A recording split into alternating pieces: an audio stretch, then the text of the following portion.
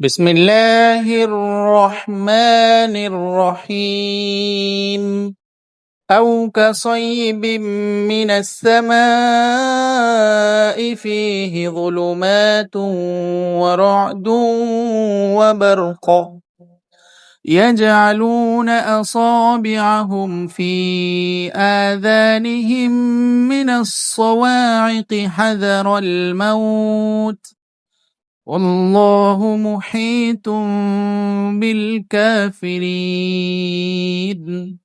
সূরা বাকারার 19 নম্বর আয়াতের শব্দার্থ আও অথবা, কাসাইয়িবিম মিনাস সামাই, সামা মানে আকাশ, মিনা মানে থেকে, কা অর্থ যেমন, সয়িব মানে মেঘ, যেমন বর্ষণ মুখর মেঘ। ফি হি দুইটা শব্দ, ফি অর্থ মধ্যে, হি অর্থ তার। জুলুমাত অন্ধকার, ওয়া মানে এবং, রাদুন মানে বজ্রধ্বনি, অবারকুন মানে বিদ্যুৎ চমক। ইয়াজআলুনা তারা দেয়, আসাবিয়া আঙ্গুলগুলো, হুম তাদের, ফি মধ্যে, আযানি কান সমূহের, হিম তাদের, মিনাস সওয়াইকি, সওয়াইক মানে গর্জন, গর্জন থেকে বাঁচার জন্য, হাযারল মাউত মউতের ভয়ে, হাজারা মানে ভয়, আল্লাহু এবং আল্লাহ, মুহিতুন পরিবেষ্টন করে আছেন, বিল কাফিরিন কাফেরদেরকে, অর্থাৎ আল্লাহর হুকুম যারা অমান্য করে তাদেরকে।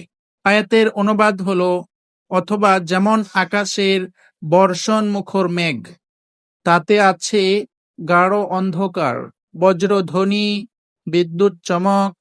বজ্রধ্বনিতে মৃত্যুর ভয়ে তারা তাদের আঙ্গুল কানে ঢুকিয়ে দেয়, আর আল্লাহ কাফেরদেরকে পরিবেষ্টন করে আছেন।